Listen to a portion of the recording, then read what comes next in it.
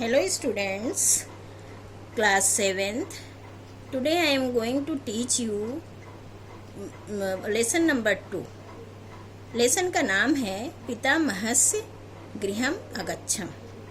बच्चों, ये पाठ आपको लाइव में भी पढ़ाया जा रहा है, लेकिन कुछ बच्चों को लाइव क्लास नहीं मिल पा रही है, उनके साथ कुछ समस्याएं हैं, इसलिए हम YouTube पर आपको इस पाठ का पूरा पढ़ाने का वीडियो डालेंगे, जो आप खोल कर देखकर पूरा पाठ आसानी से समझ सकते हैं, पढ़ सकते हैं। तो देखिए, द्वितीय पाठ है, पाठ 2, पितामहस्य गृहम अगच्छम। पितामहस्य माने ग्रैंडफादर, बाबा जी के घर अगच्छम गए, बाबा जी के घर गए। ठीक है, ये अगच्छम पास्ट टेंस है, जो लंग लकार होता है, ये वाला लकार। ठीक है, ये पास्ट टेंस में भूतकाल में प्रयोग होता है। विवेक लड़का है जिसका नाम है विवेक। देखिए, आप पाठ की हिंदी ध्यान से सब बच्चे सुनेंगे और हम सब बच्चों को बोलेंगे कि आप अपने हाथ में पेंसिल रखिए, ताकि आप जहाँ कहीं भी थोड़ा सा आपको डाउट फील हो रहा हो, आपको नहीं पता है उस वर्ड का, उस शब्द का आप अर्थ लिख सकें। ध्यान दीजिए सभी बच्चों। विवेक एक लड़का है, वो दूसरे लड़के से जिसका नाम विमर्श है, उससे बातचीत, विवेक और विमर्श की बातचीत हो रही है। ये दो सहपाठी हैं। विवेक विमर्श चिरात दृष्ट असि। चिरात माने बहुत दिनों से, दृष्ट माने दिखाई दिए हो, बहुत दिनों में दिखाई दिए हो। कौन कह रहा है? विवेक विमर्श से कह रहा है। विमर्श अहम अत्र न आसम। मैं यहाँ, अहम माने मैं, अत्र माने यहाँ, न माने नहीं, आसम माने था। मैं यहाँ नहीं था। विवेक मित्र त्वम कुत्र आसि। मित्र तुम कहाँ थे? विमर्श कहता है अहम पितामहस्य गृहम अगच्छम। मैं पितामह के घर गया था। मैं पितामह के घर गया था। ठीक है, यहाँ पे विमर्श कहता है कि मैं, पितामह माने अभी हमने आपको बताया ग्रैंडफादर अर्थात बाबा जी, मैं बाबा जी के घर गया था। विवेक तो पितामहस्य गृहम कुत्र अस्ति। तुम्हारे, तो माने तुम्हारे, पितामह माने बाबा जी का घर कहाँ, कुत्र माने कहाँ, अस्ति माने है। तुम्हारे बाबा जी का घर कहाँ है? विमर्श कहता है मम पितामह वाराणसी नगरे निवसत। मेरे बाबा जी वाराणसी नगर में रहते हैं। निवसत माने रहते हैं। विमर्श फिर विवेक फिर क्या कहता है? तत्र त्वम किमर्थम अगच्छ। यहाँ पे एक और भी मित्र आ गया, वो कह रहा है, विवेक जो है वो कह रहा है, क्या कह रहा है? जो इसका मित्र है वो कह रहा है कि तत्र त्वम किमर्थम अगच्छ। वहाँ तुम किस लिए गए थे? वहाँ तुम किस लिए गए थे? विमर्श फिर बोला ग्रीष्म अवकाशे मनोरंजनाय सामान्य ज्ञान वर्धनाय च। ग्रीष्म अवकाशे गर्मी की छुट्टियों में मनोरंजन के लिए, चतुर्थी विभक्ति है, ना आ गया ना, मनोरंजन के लिए, सामान्य ज्ञान बढ़ाने के लिए, वर्धनाए बढ़ाने के लिए, तो ये च तो और बीच में आ जाएगा। गर्मी की छुट्टियों में मनोरंजन के लिए और सामान्य ज्ञान बढ़ाने के लिए। विवेक कीदृशम तत्नगरम। कैसा है वह नगर?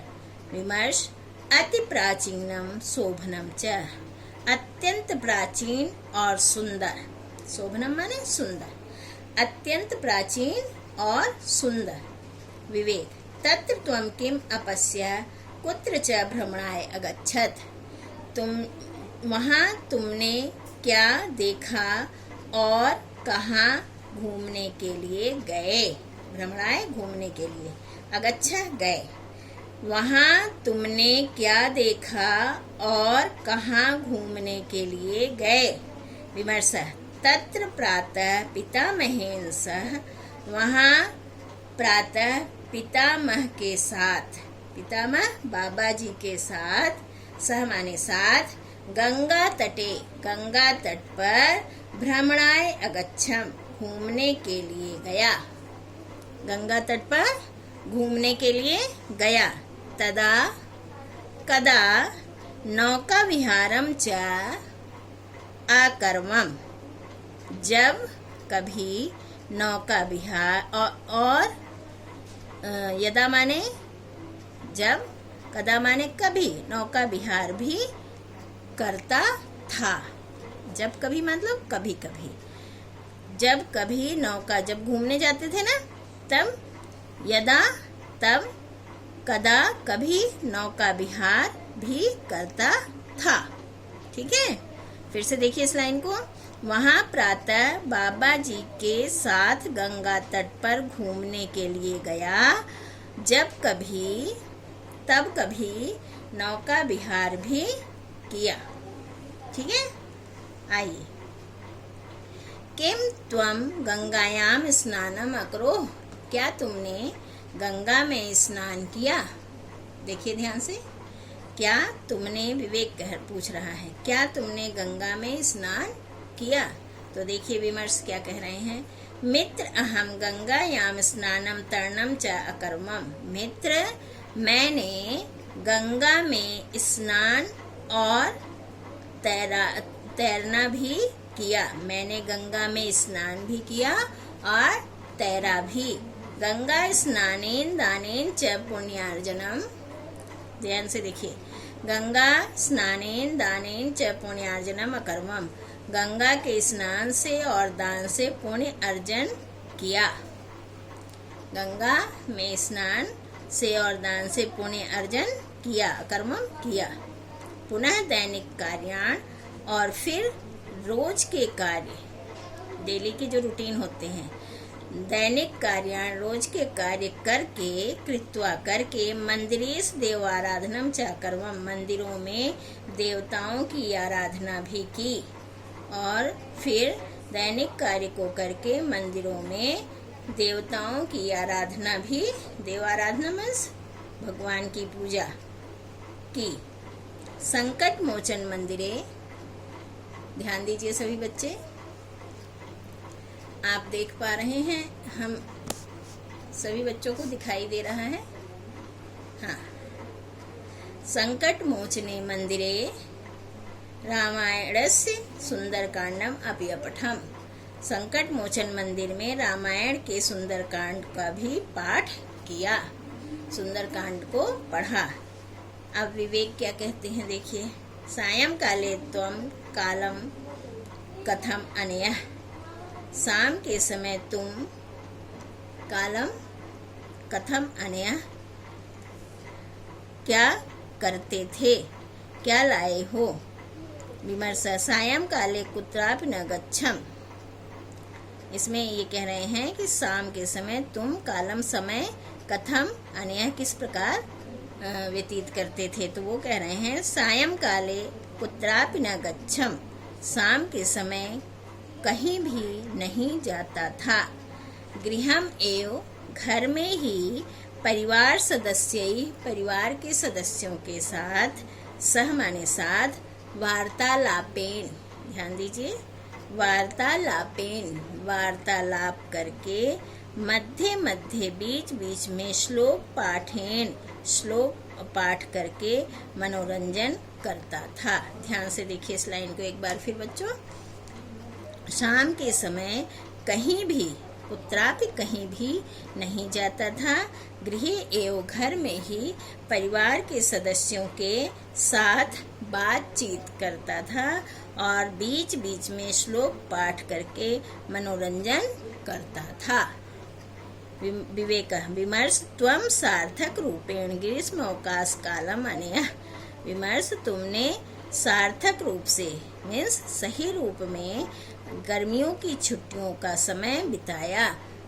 विमर्श तुमने अच्छे रूप में, सही रूप में गर्मी की छुट्टियों को बिताया। तो मेलनेन महान लाभ अभवत्, तुमसे मिलकर महान लाभ हुआ, तुमसे मिलकर महान लाभ हुआ।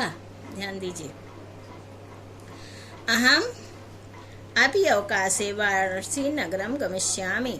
मैं भी छुट्टियों में वाराणसी नगर जाऊंगा। मैं भी छुट्टी में वाराणसी नगर जाऊंगा, विवेक कह रहा है उसका मित्र। अब बच्चों ये आपका पाठ की हिंदी हो गई। अब आप नेक्स्ट पेज पे आ जाइए। नेक्स्ट पेज पे आपका ये सारा शब्दार्थ है बच्चों। ये आपका सारा शब्दार्थ है और इस शब्दार्थ को आपको पता है क्या करना है बच्चों। शब्दार्थ इसमें जो सेम मीनिंग वाले शब्द हैं उन शब्दों को हम एज इट इज बुक में छोड़ देंगे, और जो हार्ड शब्द हैं जिनकी मीनिंग डिफरेंट है, जो आपको लगता है कि आपको नहीं आता है, उनको हम कॉपी में उतार लेंगे और उनकी मीनिंग हम लिख के याद कर लेंगे। नेक्स्ट पेज पे आप एक्सरसाइज पे आ जाएंगे। पेज नंबर 18 पे आ जाइए। पेज नंबर 18 खोलिए सभी बच्चे। पेज नंबर 18 पे फर्स्ट प्रश्न जो है उच्चारण कुरुत। ये दो हमें धातु रूप दिए गए हैं और जिनको हमें उच्चारण की प्रैक्टिस के लिए कहा गया है। जैसे अगच्छत अगच्छताम अगच्छन, अगच्छ अगच्छतम अगच्छत, अगच्छम अगच्छाओ अगच्छाम। फिर क्री धातु है अकरोत अकुरताम अकुर्वन, अकरोह अकुरतम अकुरुत, अकर्वम अकुर अकुर। ठीक है, तो ये आपका पास्ट टेंस वाला लंग लकार जिसे कहते हैं, ये गम धातु का है और ये क्री धातु का है। गम धातु देखिए लिखा हुआ है, ये क्री लिखा हुआ है। तो ये आपको प्रोनाउंसिएशन के लिए उन्होंने आपको एक्सरसाइज में दिया है ताकि आपको बोलना अच्छे से आ जाए इसे। अब सेकंड क्वेश्चन पे हम आते हैं। सेकंड क्वेश्चन पे क्या है बच्चों, रिक्त स्थानों की पूर्ति है। देखिए इन्होंने इसी तरह के रूप, ये रूप है, ये भू धातु का है। इसमें इन्होंने जगह जगह छोड़ दिया है, रिक्त छोड़ दिया है, डैश कर दिया है, ताकि इसको पढ़ने के बाद आप कितना सीख चुके हैं ये आप देख सकें। तो देखिए प्रथम पुरुष में अभवताम खाली लिखा है। यहाँ पे क्या होना था, यहाँ पे क्या होना था, तो हम इसकी हेल्प ले सकते हैं। अगच्छत, चूंकि ये भू धातु है तो अभवत हो जाएगा। ठीक है, क्या हो जाएगा बच्चों, अभवत हो जाएगा। और यहाँ पे अगच्छन है तो ये अभवन हो जाएगा। ठीक, मध्यम पुरुष में अगच्छ अभवा, अभवतम क्योंकि अगच्छतम। अब उत्तम पुरुष में यहाँ पर देखिए आप अगच्छाओ अभवाओ अभवाम, क्योंकि ये भू धातु का था तो इसलिए स्पेलिंग भू धातु वाले आएंगे, लेकिन एंडिंग जो होती है वो ऐसे ही होती है। अब आइए आप क्रिया को शुद्ध करके हमें लिखना है थर्ड प्रश्न पे। थर्ड प्रश्न सभी बच्चे ध्यान से देखिए। शुद्ध क्रियापद को लिखिए। ये जो यहाँ पे आपको वाक्य दिए गए हैं ये शुद्ध नहीं है। वाक्य में जो क्रियापद लगे हुए हैं जैसे आसी, आसम, अपठताम, अगच्छत, अलिखम, ये सही नहीं है। अकॉर्डिंग इसके जो इसमें सर्वनाम है उसके अकॉर्डिंग ये चीज़ नहीं है, तो हमें उसे सही करना है। जैसे अहम के साथ हमेशा उत्तम पुरुष आता है, ये उत्तम पुरुष होता है ना, ये देखिए यहाँ पे पुरुष दिया है, ये उत्तम पुरुष होता है। तो अहम के साथ हमेशा उत्तम पुरुष आता है। आसी जो है ये मध्यम पुरुष का होता है, तो हम यहाँ पर अहम के साथ अस धातु का, ये अस धातु का रूप आना है ना, इसी का हमें लगाना है। इसका हम उत्तम पुरुष लगाएंगे तो इसका उत्तम पुरुष में आसम रूप बनता है। क्या रूप बनता है बच्चों, आसम रूप बनता है। तो हम यहाँ आसम लिखेंगे, आसी गलत है। त्वम कुत्र आसम, यहाँ देखो इन्होंने आसम दे दिया, जबकि त्वम के साथ नहीं आता, वो अहम के साथ आता है। त्वम के साथ क्या आता है, मध्यम पुरुष। मध्यम पुरुष में आसी होना चाहिए था, आसी यहाँ आ जाएगा आसम की जगह। तुम कहाँ हो, मैं यहाँ न हूँ, न था। थर्ड पे देखिए, सह पुस्तकम अपठताम। सह के साथ अपठताम कैसे आ सकता है, ये द्विवचन है, ठीक है ना, तो एक वचन आएगा। प्रथम पुरुष का ही है ये भी, लेकिन ये द्विवचन है इसलिए ये गलत है। क्या आएगा, अपठत आएगा, एक वचन आएगा। देखिए आप, अभवत, अगच्छत, अकरोत, ये सह के साथ आता है, एक वचन आ गया आपका। तो अपठताम गलत है, उसकी जगह सही क्या आना है, अपठत।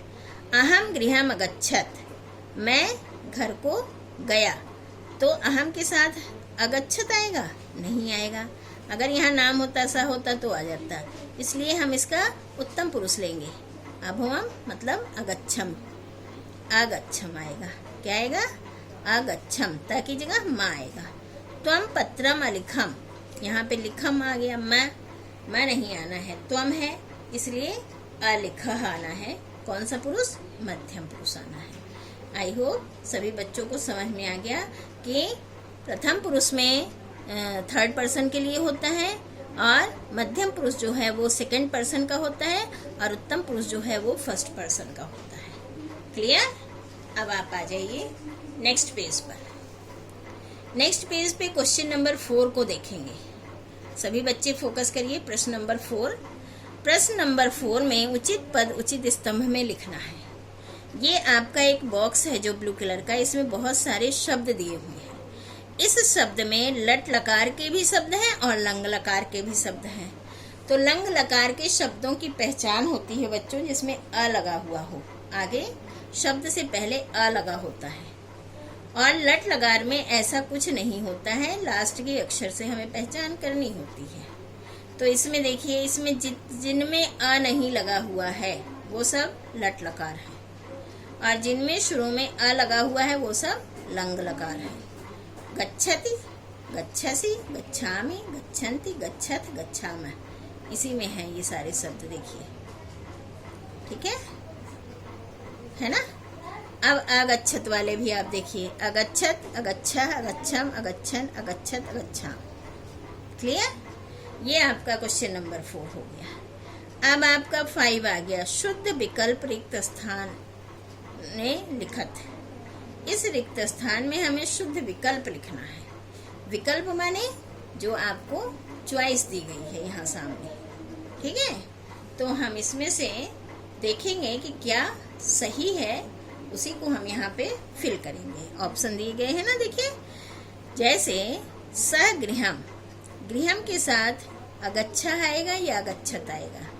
तो हमें पता है कि ये त्वम के साथ आता है, तो हम किस पे टिक लगाएंगे? अगच्छत पर। बच्चों यहाँ हम टिक लगा रहे हैं, आप इस शब्द को यहाँ पे फिल भी करेंगे। आप लोग इस शब्द को यहाँ पर लिखेंगे, ठीक है? चलिए हम भी लिख देते हैं। ये आपका अगच्छत आएगा यहाँ पर। त्वम गंगायाम स्नानम अकरोह, मध्यम पुरुष का आएगा। क्या आएगा? अकरोह, ठीक है? फिर आपका अहम पितामहस्य गृहम डैश अगच्छम, क्या आएगा बच्चों? अगच्छम, ठीक है? फिर घ पे त्वम पत्रम अलिखः, अलिखः आएगा, ठीक है? फिर रमेशा कार्यम अकरोत्, क्या आएगा बच्चों?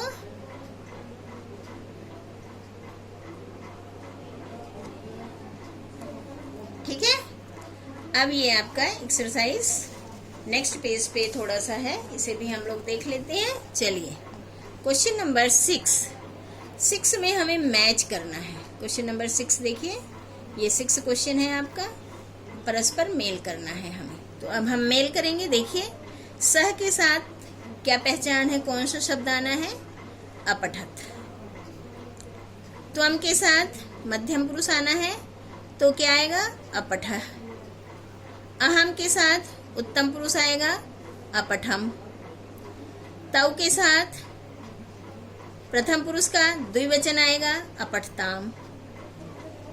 ते के साथ बहुवचन आएगा, क्या आएगा बच्चों?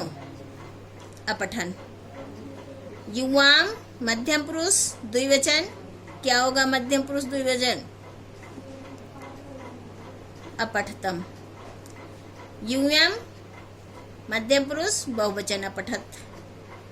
आवाम उत्तम पुरुष द्विवचन, अपठाव।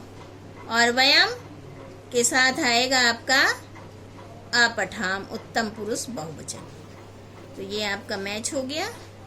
अब सभी बच्चे 7 प्रश्न पे आ जाएंगे। प्रश्न नंबर 7, ध्यान दीजिए। इसमें ये शब्द दिए हैं जिनका मूल धातु, पुरुष और वचन हमें बताना है। तो आसम अस धातु से लिया गया है, अगच्छम गम धातु का है, अकर्मम क्री धातु का है, अपठाम पठ धातु का है, अनयः नी धातु का है। ठीक है, अब इसके हम आसम को देखेंगे। आसम उत्तम पुरुष एक वचन होता है, जो आप अभी पीछे फिल भी किया था अपने रिक्त स्थानों में। आगच्छतम गम धातु होगा और मध्यम पुरुष द्विवचन होगा। क्या होगा बच्चों?